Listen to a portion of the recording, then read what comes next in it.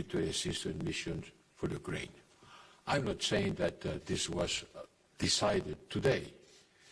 In any case, this is an informal council, and the informal council doesn't take decisions.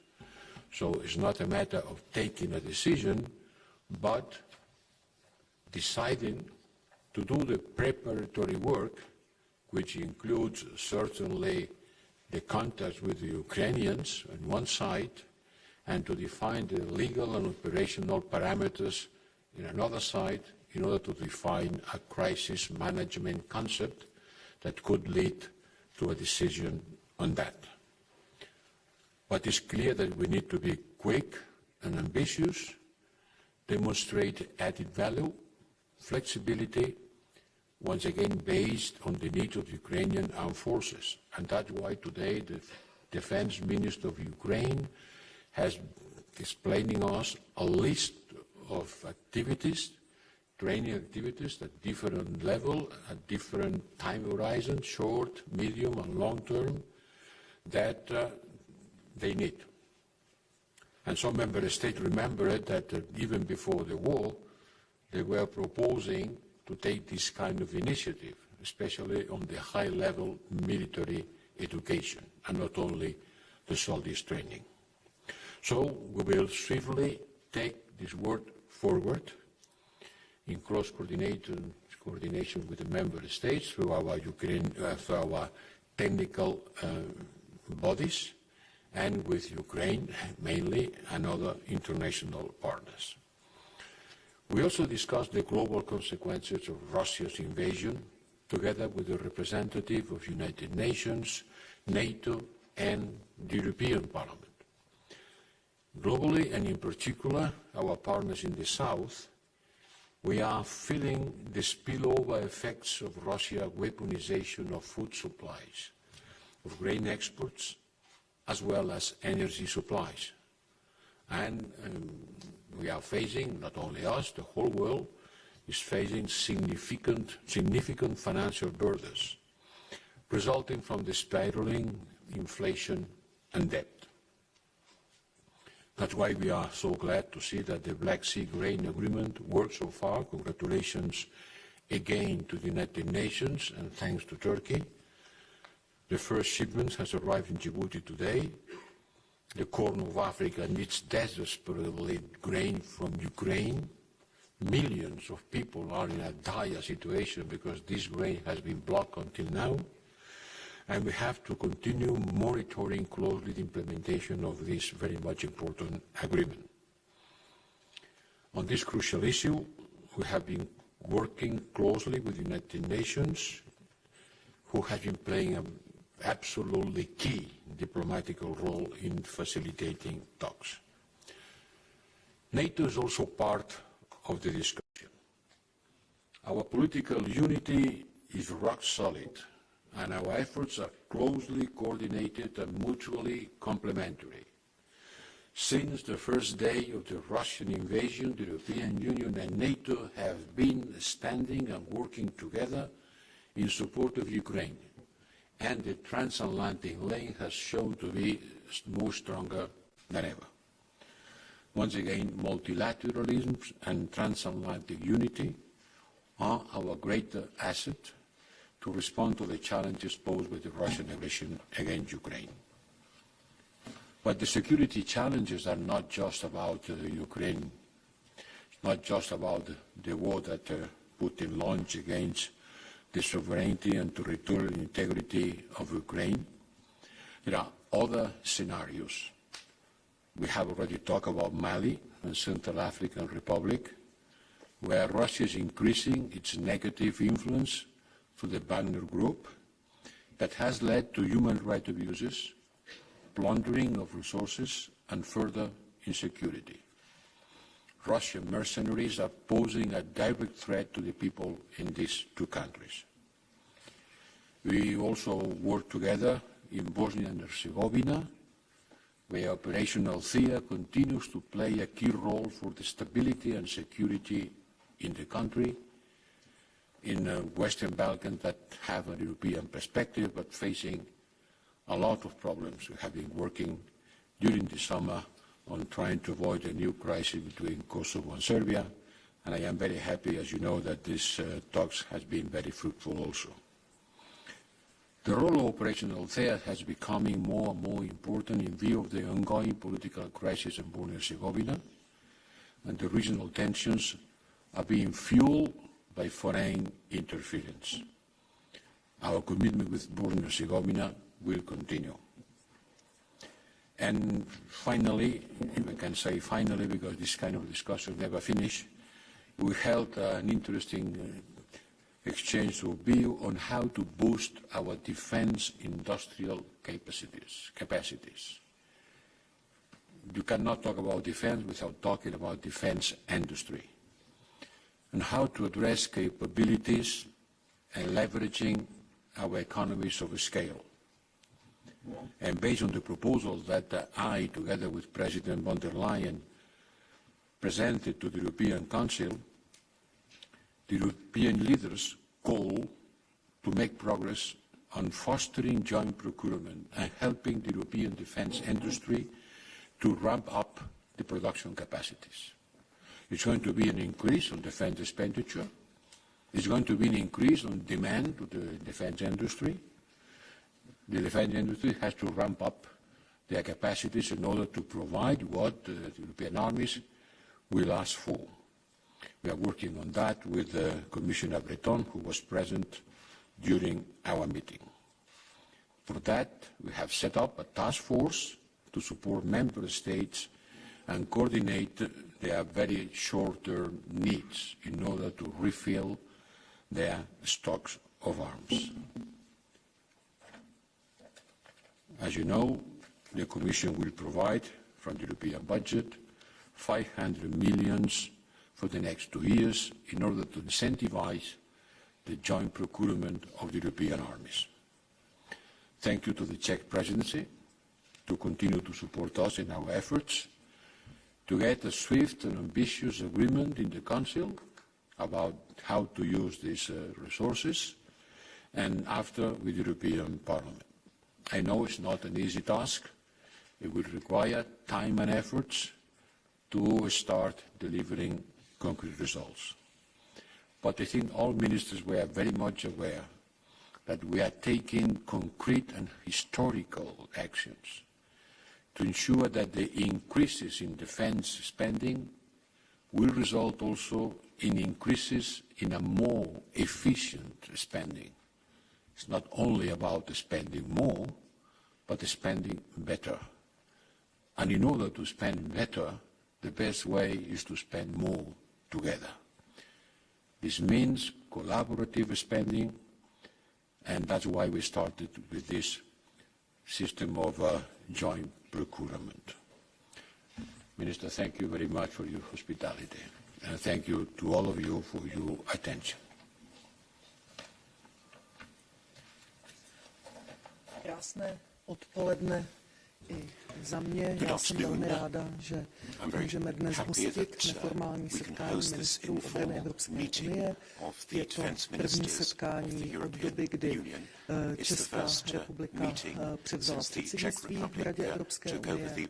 Scházíme se ve velice turbulentní době, kdy čelíme mnoha bezpečnostním hrozbám. Pan vysoký představitel tady víceméně shrnul přesně ty teze, na kterých jsme se shodli. Já bych nad rámec toho, co tady říkal pan Josep Borrell, tak bych zmínila oblast Sahelu, oblast Afriky, která nás také trápí, a to nejenom proto, že řada z nás evropských ministrů obrany v této oblasti působíme v různých výcvikových misích. Takže i toto téma bylo poměrně častokrát zmiňováno v tom našem dnešním jednání. Jsme si vědomi toho, že ta spojitost právě i s válkou na Ukrajině tady je značná, protože to, že v oblasti Sahelu působí vlastně Putinovi vojáci, kteří si říkají Wagner z Group, tak to už víme dlouhou dobu. Nechceme jim vyklidit pole, máme za to, že je zapotřebí v té oblasti Sahelu dál působit a rozhodně nestahovat naše vojáky a neutíkat z boje, ba naopak je zapotřebí se snažit o nějakou stabilizaci té situace. To ruské barbarství na Ukrajině bylo tématem prolínajícím se tím celým naším jednacím dnem. Sama tedy za Českou republiku můžu říct, že jsme připraveni všechny ty výzvy, které tady dneska padly, tak dále projednávat, ať už na vládě České republiky, v příslušných výborech, poslanecké sněmovny, senátu, a to tedy jak tu možnost nějakého výcviku ukrajinských vojáků, tak samozřejmě i možnosti další pomoci té materiální. Česká republika stála, stojí a bude stát na straně Ukrajiny a chceme být skutečně i dál tím lídrem té pomoci, a to nejenom na úrovni materiální pomoci, ale i vlastně na úrovni toho, že už více než 400 000 Ukrajinců dostalo v České republice krátkodobý pobyt. Jsou tedy tady teď s námi v České republice a já jsem na to jako ministryně vlády České republiky hrdá, že tady můžu dneska stát jako zástupkyně země, která se chová tak, jak se k demokratické zemi sluší a patří. Has behaved as a democratic country should behave. Two questions, I'm afraid only. So first, Czech television, please. Dobrý den, Lukáš Maté, Česká televize. Já bych se chtěl zeptat ještě na dodávky zbraní na Ukrajinu. Ráno od některých ministrů zaznělo, že ty státy, které nejvíc podporovaly Ukrajinu, začínají mít problémy s tím, že nemají možná dost zbraní na zajištění vlastní bezpečnosti, protože Ukrajině poskytly a budou žádat jak finanční prostředky, tak možná náhrady od dalších členských států těch zbraní, které poskytly. Mluví se o tom na Slovensku, Česká republika taky poskytla poměrně dost zbraní. Je to něco, co rezonovalo na té dnešní radě a zaznívají konkrétní návrhy od zemí, že opravdu chceme další zbraně ze západu, abychom mohli poskytnout ty svoje dál na Ukrajinu. Poprosím možná o krátké vyjádření obou, pokud bude možné. Můžu začít? Samozřejmě, že nás potěší, pokud budeme od našich západních spojenců dostávat modernější zbraně, než které máme my sami. Na druhou stranu ta přednost zase těch našich zbraní je ta, že umí Ukrajinci ovládat. Já bych tady chtěla ubezpečit občany České republiky, že jsme byli velmi štědří vůči Ukrajině, tak jsme neposílali nic, co by ohrozilo naší vlastní bezpečnost. To dávám před závorku.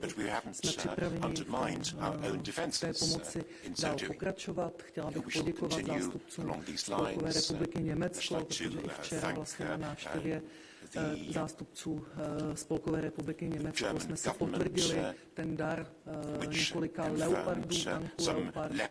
Pokud od dalších zemí dostaneme nějaké další jejich moderní zbraně, budeme za to rádi. Ostatně o tom byla přednedávnem ta dánská konference, respektive konference, kterou iniciovalo Dánsko a která by měla řešit nejenom tuto záležitost, ale i nějaké možnosti, které v našich zemích jsou z hlediska opravárenských závodů nebo i různých kapacit výroby.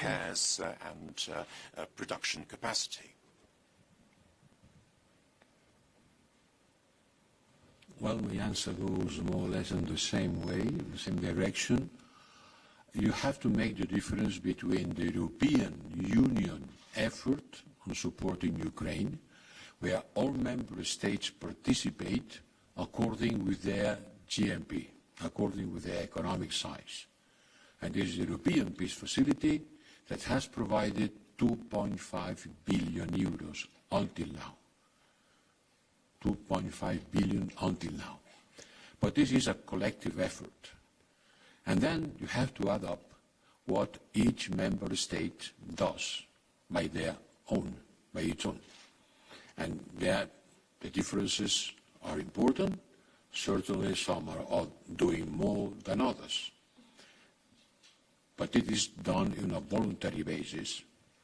There's nothing to do with a decision from the European Union, nor with the use of European funding. Each member state sovereignty, using its sovereignty, its decision-making process, provides arms to Ukraine. I can tell you about the European Peace Facility. Okay, thank you. So last question, Frankfurter Allgemeine Zeitung. V treťom rade na konci. Thanks a lot, sir. Thanks a lot. Thomas Kuschka, Frankfurter Allgemeine Zeitung. High Representative, two questions to you. The first one regarding this military assistance mission. Could you please make the point, what exactly would be the added value of an EU-led mission as opposed to the existing ones by different member states that are already working together with Ukrainian soldiers, training them? And the second question, you just mentioned the EPF, the European Peace Facility. At the current speed of spending or pledging in support of Ukraine, it will be empty by next spring. So what should happen afterwards? What's your suggestion to member states? Thanks. We'll have to take a decision before next spring. Let's take care of the everyday problem. Today the problem was not the future of the European Peace Facility. The European Facility has a budget of 5.7 billion.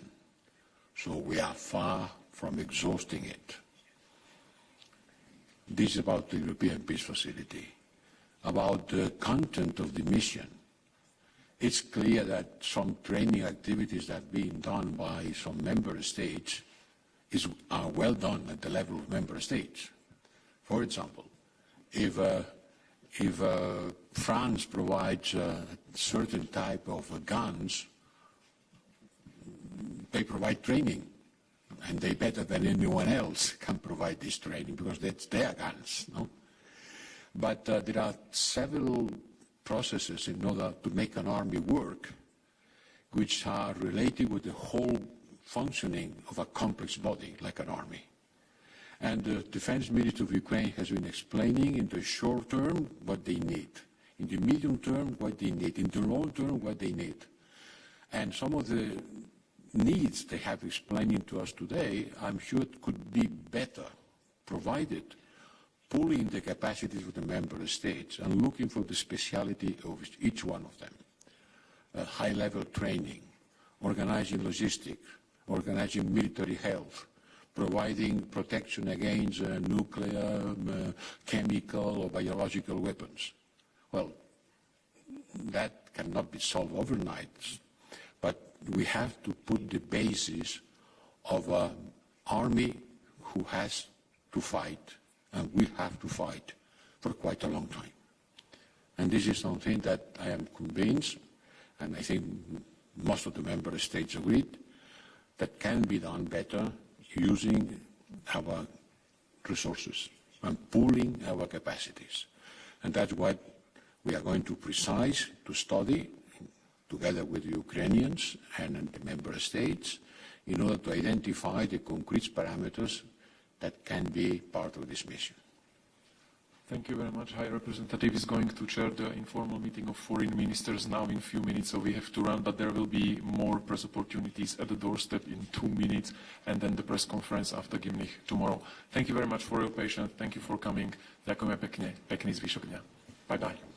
Thank you.